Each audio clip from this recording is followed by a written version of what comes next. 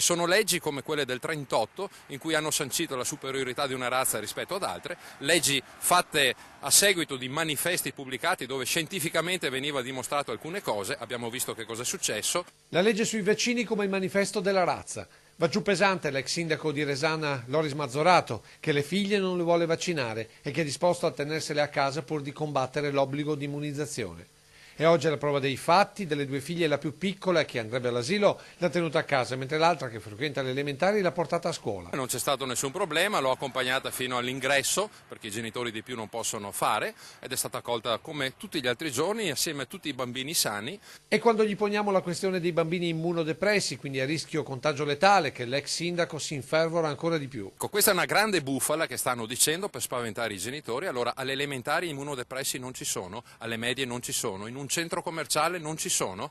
Allora, che facciano una legge fatta bene, è inutile che spaventino e terrorizzino i genitori e li obbligano su cose che non sono né in cielo né in terra.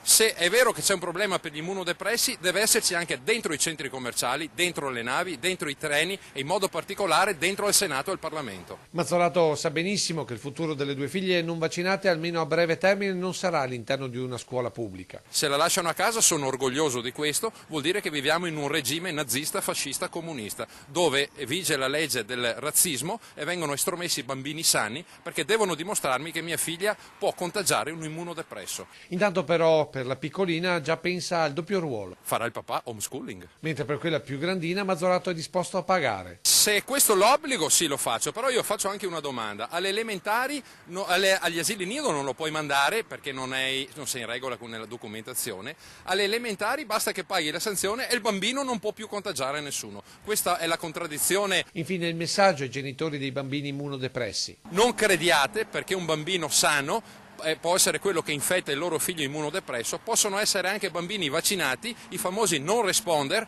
che possono contagiare i loro figli immunodepressi.